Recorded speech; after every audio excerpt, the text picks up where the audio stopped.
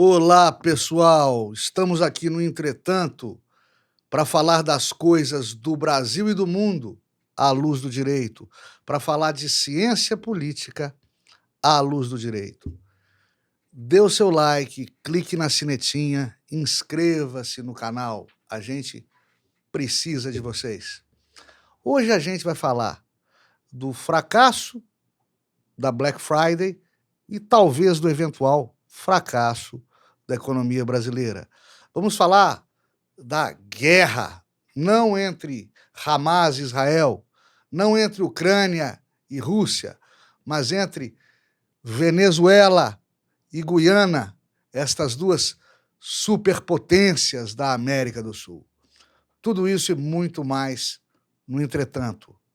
Eu já estou aguardando vocês.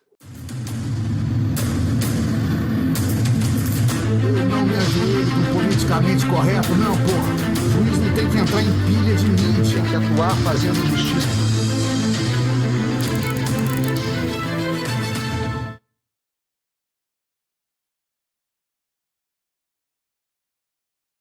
Gente, vamos entender, com base na última Black Friday, por que a economia brasileira vai mal?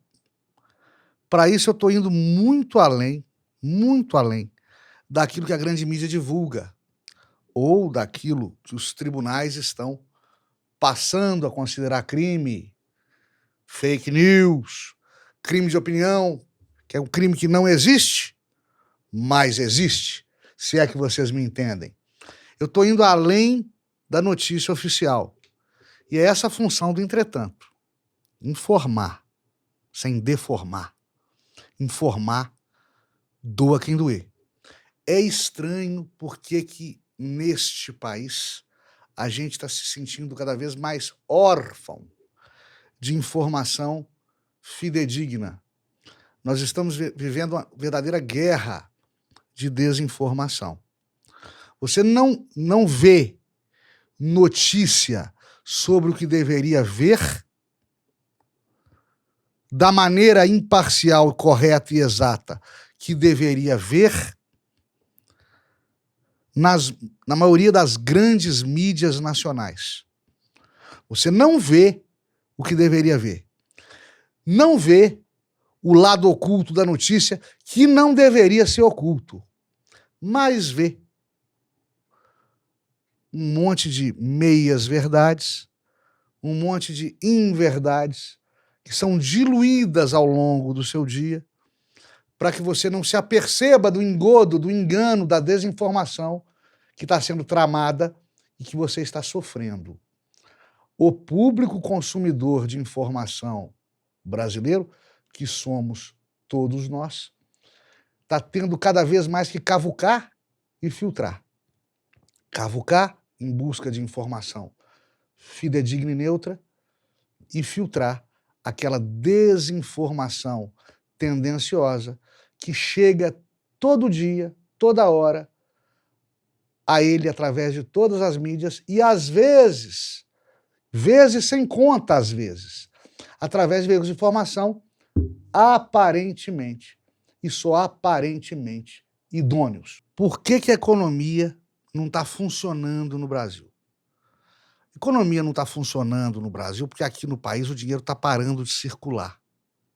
Em um sistema financeiro em que param de chegar recursos novos, em que os investidores, que ainda existem, correm para dólar, fundo de investimento e param de empreender, de gerar emprego, de gerar imposto, o panorama é esse mesmo. Ou seja, parou de chegar dinheiro novo. Isso não é novidade nenhuma. Sempre acontece isso quando a economia está em recessão. O estranho é não se divulgar a esta recessão. O agronegócio, por exemplo, deu uma recuada impressionante. E o agronegócio foi um importante setor da economia, que sustentou o país durante a pandemia e garantiu os bons números da economia que animaram, durante alguns anos, aos investidores estrangeiros. Infelizmente, esse tempo acabou. Agora, quando o dinheiro novo some e dinheiro antigo fica restrito aos governos e bancos, é que a coisa fica pior ainda. Os governos pagam aquilo que lhes convém aos correligionários, a apoiadores, multiplicadores. É claro, governo nenhum vai fornecer munição ou verba ao inimigo ideológico ou ao inimigo político da vez. Não a instituição que não apoie. Isso é, se não for obrigado a fornecer, não fornece. E os bancos manobram com dinheiro virtual, dinheiro que não existe e cada vez não existe mesmo. Uma vez que o papel moeda, o dinheiro em cédula ou moeda é que está desaparecendo. O dinheiro físico está virando um retrato na parede. E como dói, para lembrar do nosso imortal Carlos Drummond de Andrade. O consumo está ficando inibido. E se a gente tivesse veículos de informação imparciais, essa seria a manchete em todos os portais de notícias e jornais do Brasil.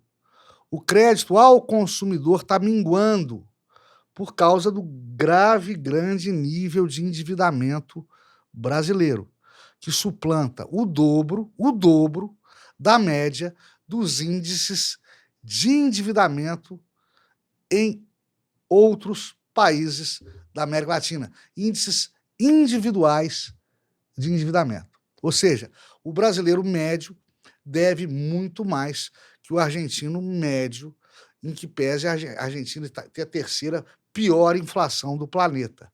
O brasileiro médio deve menos que o venezuelano médio, independente da Venezuela ser ou não ser ditadura, a economia está em frangalhos ou não está. O nosso nível de endividamento é estratosfericamente mais alto que de qualquer outro povo da América Latina. Ninguém deve tanto quanto o brasileiro. E com o crédito do brasileiro acabando, acaba até mesmo o dinheiro virtual, o dinheiro que é do banco e que fica momentaneamente nas mãos do correntista e depois volta para o banco. Os bolsões de consumo, aquelas datas em que se compra mais, esses bolsões de consumo ao longo do ano, todos nós conhecemos. Dia das Mães, Natal, Dia das Crianças e a Black Friday. E essa última foi um fracasso em vendas, justamente porque reflete o momento atual e trágico da economia brasileira, em que o crédito está acabando e o dinheiro do banco já não chega mais às mãos do consumidor. Isso não é inflação, isso é recessão. Isso não tem nada a ver com inflação. Os bons números da inflação maqueiam a uma série de índices bastante preocupantes que não chegam para a população. Aliás, a inflação não tem nada a ver isoladamente com o custo de vida ou com o índice geral de preços ao consumidor, o IGPM. Esses critérios, custo de vida e IGPM, são apenas alguns dos vários critérios que servem para medir a inflação. Ela, alta ou baixa, não está impactando no consumo. Uma coisa é a desvalorização da moeda, do poder de compra da moeda, que é a inflação. Tá? Outra coisa é um mercado retraído e sem novos investimentos. É o que a gente está vendo agora. Um mercado retraído e sem novos investimentos. Aí surge a Black Friday, como já há alguns anos virou uma tradição, né? Virou um bolsão de consumo a Black Friday, e este ano não vendeu nada. As vendas foram muito abaixo da expectativa. No caso da Black Friday, além do problema econômico que nós temos, que é grave, que ninguém está falando disso, mas que deveria falar disso, porque economia em um país como o Brasil enterra a classe média e enterrou a classe média, enterra a governabilidade, diga-se de passagem, né? Além do problema econômico, o problema com a Black Friday é que os descontos aplicados à Black Friday brasileira são nos moldes, são iguais aos descontos normalmente aplicados na praça comercial, no mercado de consumo brasileiro. E desconto aqui é ridiculamente pequeno.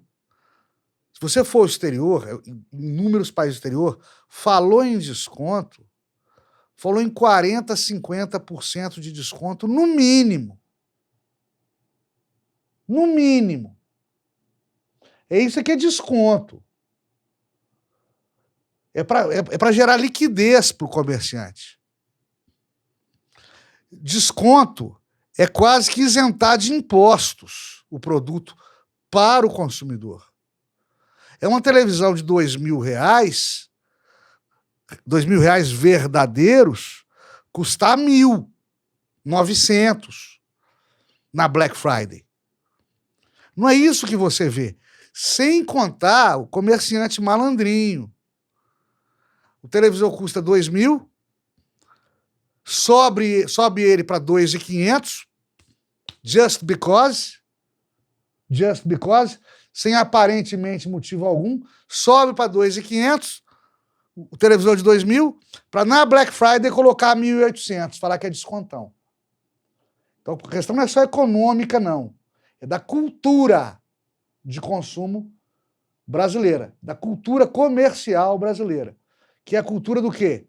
Infelizmente, eu sou descendente de libaneses comerciantes, né? Também sou descendente de libaneses comerciantes, mas infelizmente a cultura de consumo no Brasil, genericamente considerada, é passar para trás freguês.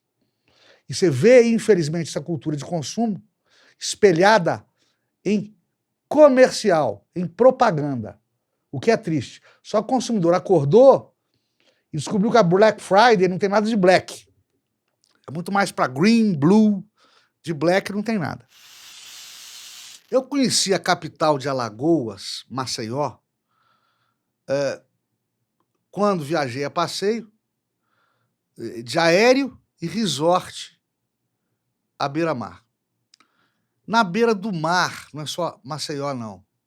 O Nordeste inteiro é lindo.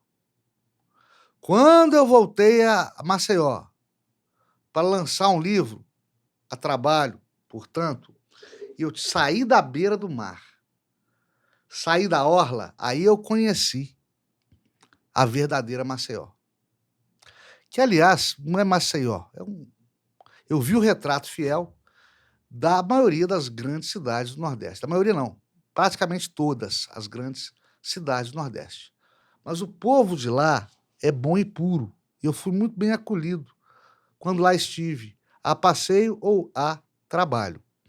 Eles mereciam, o povo nordestino, de maneira geral, merecia melhores governos e melhor atenção e cuidados estatais, até porque seu povo possa ficar por lá, local de suas raízes, e pare de migrar para grandes centros do Sul, prejudicando sempre a geopolítica urbana de outras regiões brasileiras, com a transferência desenfreada de mão de obra não qualificada e o choque cultural entre as populações e centros de origem e de destino.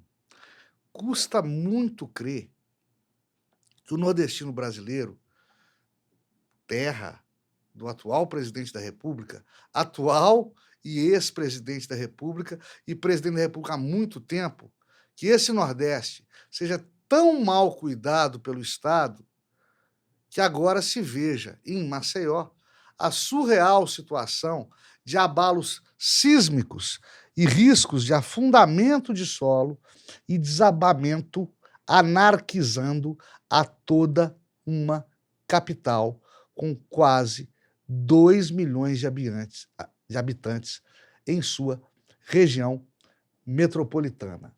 Não me digam que o atual governo Lula herdou o problema.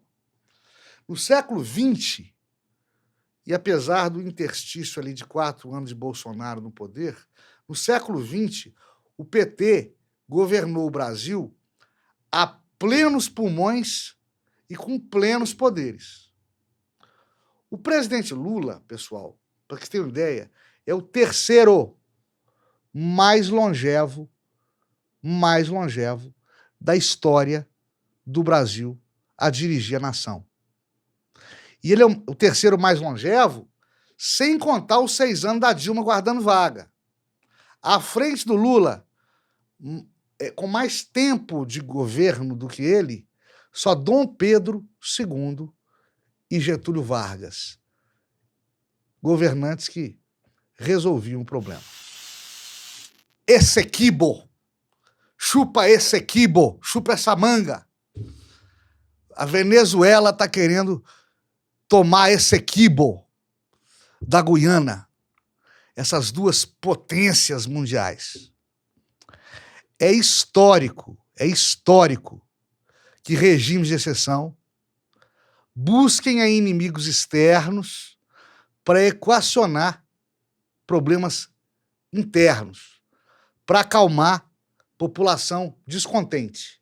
Eles acalmam a essa população descontente brigando com o vizinho e usam a tática do espantalho. O que é isso? Criam um factoide inimigo para destruir seu público, para distrair seu público do verdadeiro inimigo, do verdadeiro problema, que muitas vezes é o próprio regime interno do país. Muitas vezes é. A zanga do Maduro com o governo vizinho da Guiana não se prende somente a faixas territoriais amazônicas. A região de Essequibo, na Guiana, é reclamada pelo governo venezuelano e agora, pelo povo venezuelano, após referendo em que foi consultado sobre a viabilidade ou não de se anexar aquele território guianense à República Bolivariana da Venezuela. Pessoal, mais de 90% da população quer anexação. Anexação igual Hitler anexou a Áustria antes da Segunda Guerra Mundial. Por isso que Maduro por lá é tão popular. Ou ele é popular porque todo mundo pensa igual ele, ou não se pode mesmo crer na credibilidade dos procedimentos democráticos de escolha e eleição venezuelana. Ou uma coisa ou outra. Os dois países, Venezuela e Guiana, atravessam muitas dificuldades, aliás, não atravessam, é institucional a crise econômica nesses dois países. É o normal deles. E a área Essequibo não é tão rica assim que permita uma discussão que acabe em guerra, gastos e morte. A América do Sul, o recado, olha, lúcido, hein? Incrivelmente lúcido, do presidente Lula. A América do Sul não precisa de mais confusão.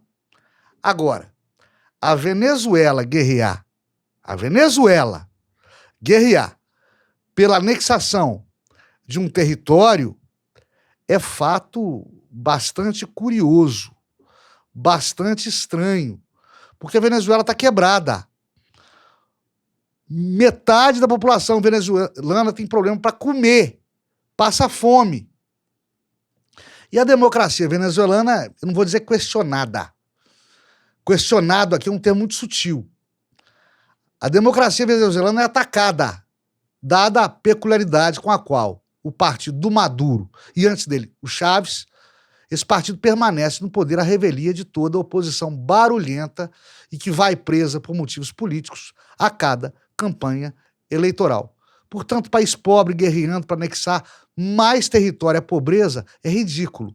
País pobre querendo guerra é igual banguela querendo comer torresmo. Vai chupar e não vai engolir.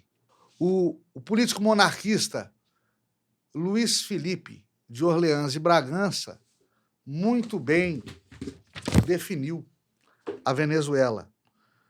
A Venezuela é um dos poucos lugares onde o socialismo entregou tudo o que propõe. Pobreza muito bem distribuída, inexistência da democracia, falência econômica e totalização do governo. É isso aí, pessoal. Fiquem todos com Deus. Até a próxima. Dê o seu like, clique na sinetinha e inscreva-se no canal.